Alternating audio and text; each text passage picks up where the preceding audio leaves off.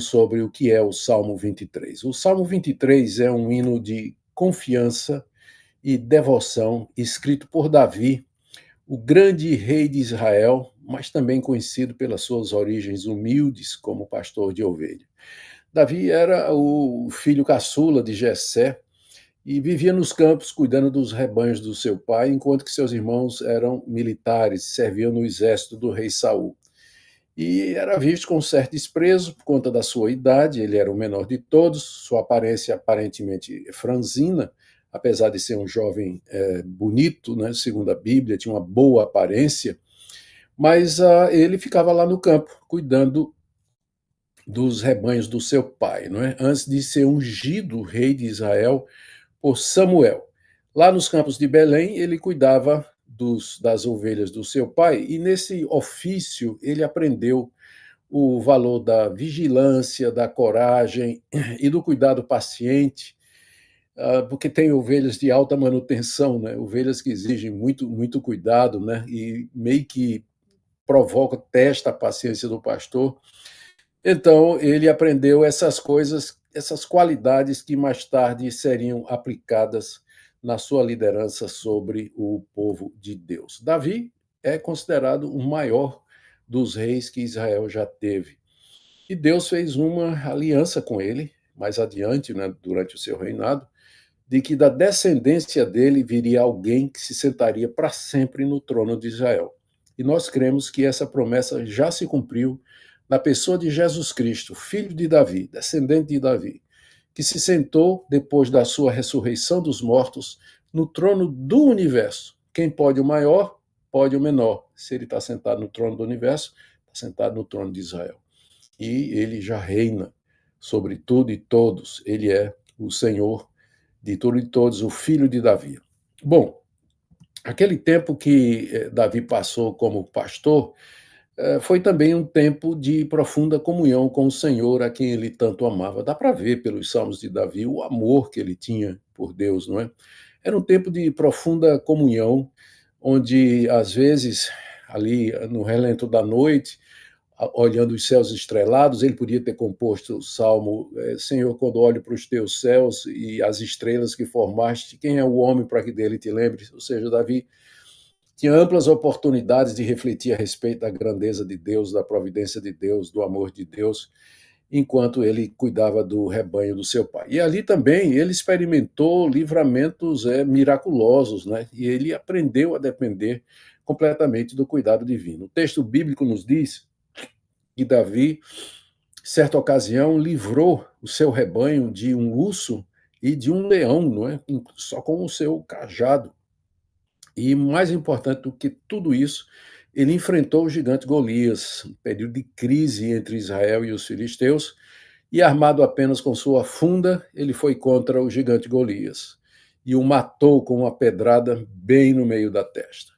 O gigante tinha dito: venha a mim, eu vou dar seu cadáver aos cães. E Davi respondeu: você vem a mim com espada e escudo, mas eu vou contra você no nome do Senhor Deus dos exércitos, Deus de Israel. E naquele nome, então, Golias foi derrotado. Esse é o autor desse salmo, que nós conhecemos como o Salmo 23, o Salmo do Bom Pastor, não é?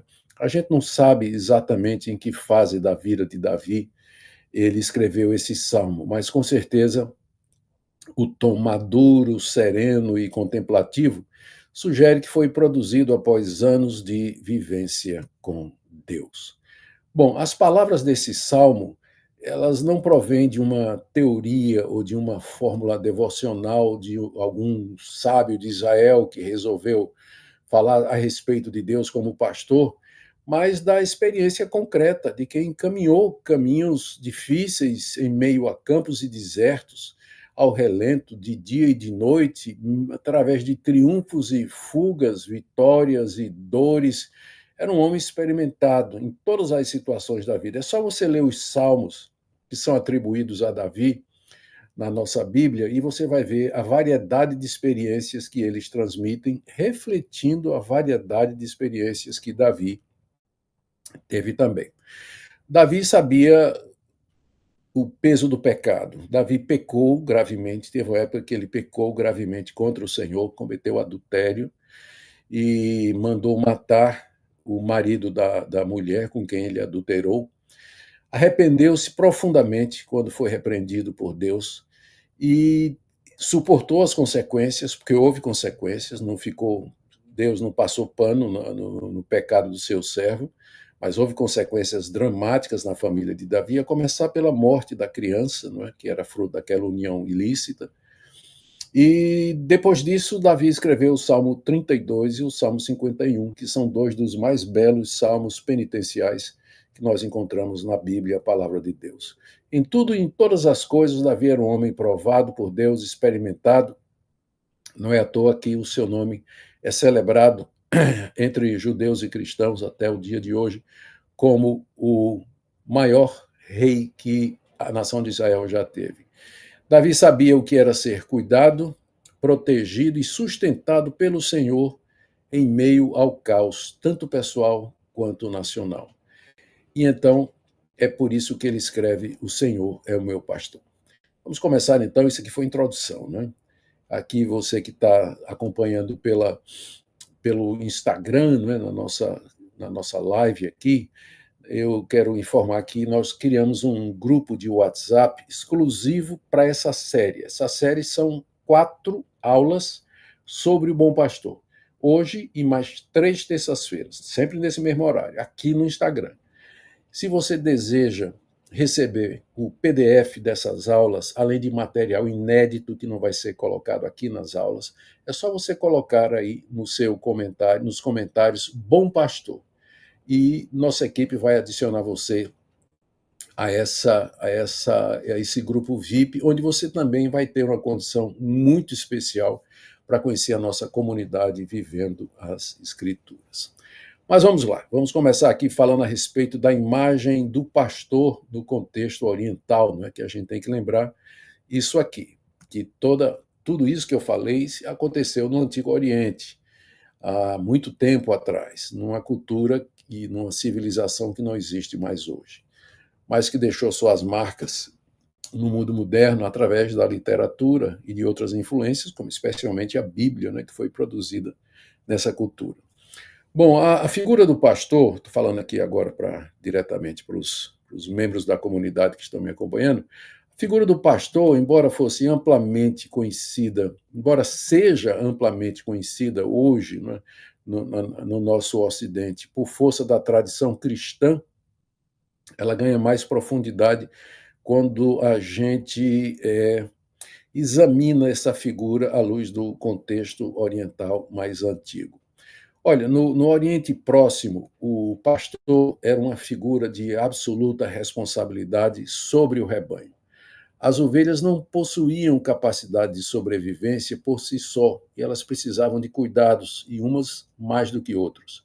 Precisavam da vigilância constante do pastor, elas dependiam do pastor para encontrar alimento, para encontrar água, para encontrar abrigo, proteção contra ladrões e contra feras.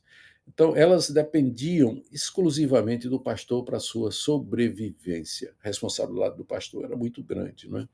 Além disso, o pastor, devido à familiaridade, ele conhecia cada ovelha pelo nome, né? Elas tinham nome e o pastor conhecia pelo nome. E o vínculo era tão estreito que o rebanho conhecia a voz do pastor e seguia com confiança.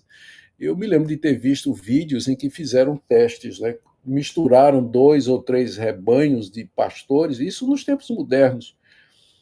Misturaram o rebanho de 2 ou 3 pastores e aí os pastores ficaram do lado de fora e um gritava, chamava e somente as ovelhas que eram suas saíam do aprisco e iam ao encontro do pastor e as outras ficavam.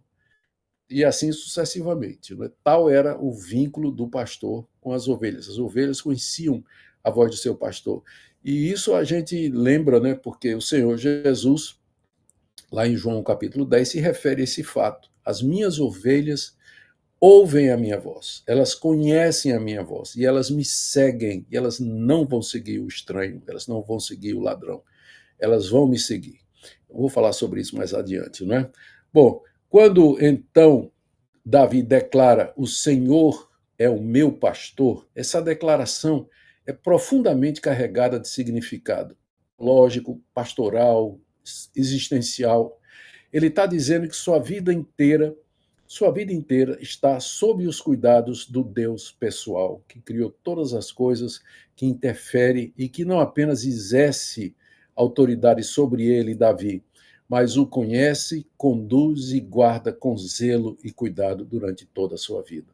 É uma declaração extraordinária. O Senhor, Yahweh, o Deus criador de todas as coisas, o Deus de Abraão, de Isaac e Jacó, o Deus que fez uma aliança com esse povo. Esse Deus é o meu pastor, é ele que cuida de mim. Portanto, não sentirei nada de, não sentirei falta absolutamente de nada. Agora, note que Davi não está dizendo o Senhor é o nosso pastor, muito embora isso aqui seja verdadeiro no plano coletivo, não é? Muito embora seja verdadeiro no plano coletivo. Mas sim ele está dizendo meu pastor, o Senhor é o meu pastor. E assim ele está destacando uma relação íntima, direta e intransferível com relação a Deus. Isso aqui é muito importante porque não adianta conhecer a Deus apenas de teoria. Como eu disse, né, voltando àquela experiência que eu contei no início, não basta você apenas conhecer o Salmo do Bom Pastor, você tem que conhecer o pastor do Salmo.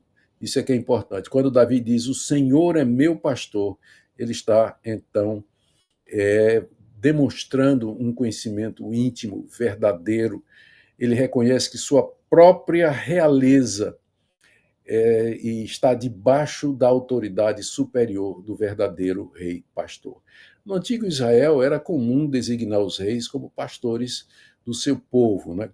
Veja, por exemplo, Saul, o primeiro rei Saul, ele também cuidava do rebanho de seu pai.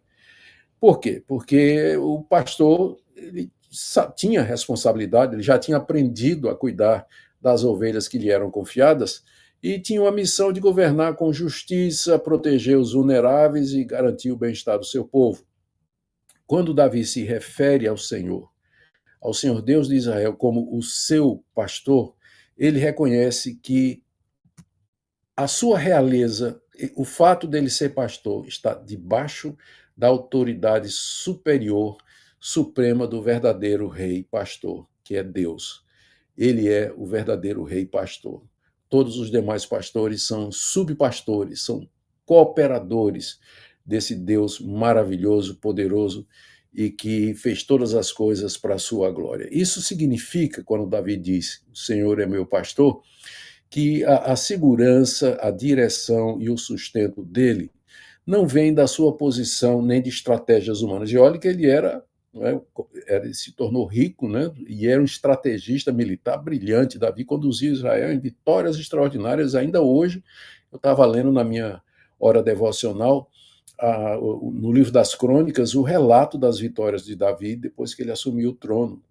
Era um reino após o outro, capitulando diante do poder militar de Davi, da sua estratégia. Mas o que é que Davi fazia antes de partir para a guerra? Ele consultava ao Senhor: vou para a guerra contra esse povo? Se eu vou, qual a estratégia que eu uso? E Deus lhe falava, Deus lhe respondia através dos profetas. Então, o Senhor é o meu pastor, expressa uma profunda confiança em Deus, expressa conhecimento desse Deus, expressa a dependência de que essa relação, dependência da relação com esse Deus de maneira tão íntima que é possível dizer, ele é o meu pastor, ele cuida de mim, cuida de mim. Quantas pessoas estão na igreja e elas não podem dizer isso? Diz da boca para fora. Mas quantas realmente conhecem Deus como seu pastor, que cuida, que ama, que protege e assim por diante? Isso aí é o que nós estamos querendo levantar na primeira parte aqui da nossa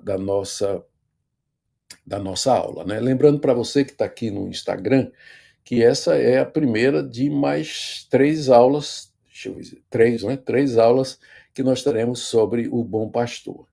E que se você quer acompanhar as 4, nós criamos um grupo VIP de WhatsApp, onde você pode participar, um grupo exclusivo de WhatsApp que você pode participar, onde você vai receber o PDF dessas aulas que eu estou dando aqui, além de material adicional e uma condição especial para você participar do Vivendo as Escrituras, que é a comunidade que nós criamos, onde temos cursos, temos e-books, temos fórum, enfim, tanta coisa. Se você tem interesse, é só escrever aí Bom Pastor nos comentários e a nossa equipe vai até você. Tá bom? E agora vamos continuar. Deixa eu tomar um pouquinho de água aqui. Vamos para a parte 2, né, do que eu falei. Até agora falei, o Senhor é meu pastor. Agora vamos para a segunda parte, nada me faltará. Essa parte, nada me faltará, ela é a suficiência divina como antídoto ao caos. É possível, eu não tenho plena certeza, gramaticalmente falando, se isso é verdade, mas e alguns comentaristas dizem que isso poderia ser traduzido: não sentirei falta de nada. Eu creio que aí muda um pouco o sentido, né? Porque quando diz o Senhor é meu pastor, nada me faltará, está dizendo que nada vai me faltar. O que eu precisar, Deus haverá de suprir. Se for, não sentirei falta de nada, já é diferente, tem a ver com satisfação e assim por diante. Mas eu acho que os dois sentidos são possíveis, as duas interpretações são possíveis. Se o Senhor é meu pastor, então e ele cuida de mim, ele é suficiente, ele satisfaz minha alma, eu não sentirei falta de nada. E se ele é o meu pastor, do que eu tiver necessidade, ele vai suprir. Isso bate com o que Jesus disse lá em Mateus capítulo 6. Buscai primeiro o reino de Deus, o Senhor é meu pastor, e todas as coisas serão acrescentadas, nada me faltará.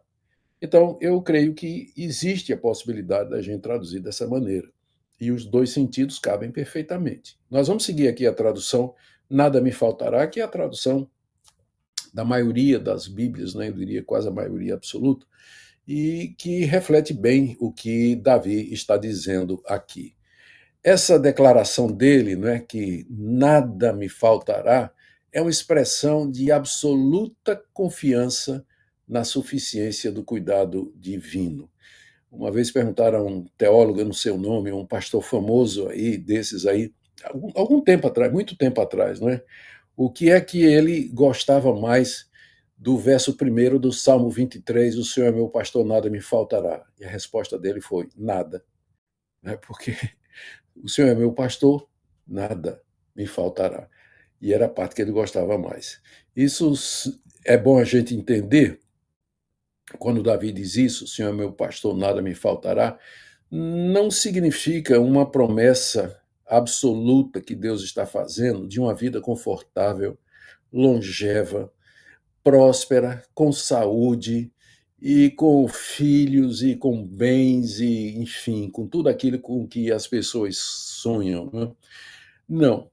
Eu creio que quando Davi disse: "O Senhor é meu pastor, nada me faltará", ele se referia àquilo que era realmente necessário e que Deus, que é quem julga o que é que nós precisamos, haveria de suprir. Temos que lembrar que naquele ambiente inóspito do Antigo Oriente Médio, onde campos verdejantes eram escassos e as condições climáticas eram frequentemente severas, a figura de um pastor que jamais deixava faltar o essencial às suas ovelhas era uma imagem poderosa de provisão e segurança.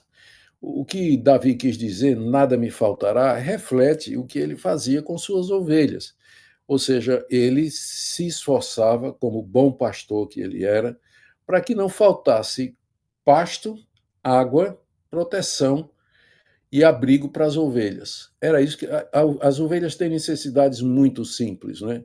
Então, apacentar ovelhas era relativamente fácil, bastava mantê-las comendo boa grama, bom capim, bom o que for, né, o que elas comiam, bebendo boa água, um lugar para passarem a noite, isso está bem. Agora, hoje em dia, nós temos que cuidar, não é de ovelha, não, mas tem bode, tem bicho. No zoológico de Deus cabe todo tipo de bicho. A gente é chamado para pastorear pavão, isso é o pior tipo. Pavão orgulhoso, né? Aquele que é parecer bonito, que exigindo de Deus prosperidade ou ostentação, né? E por aí vai.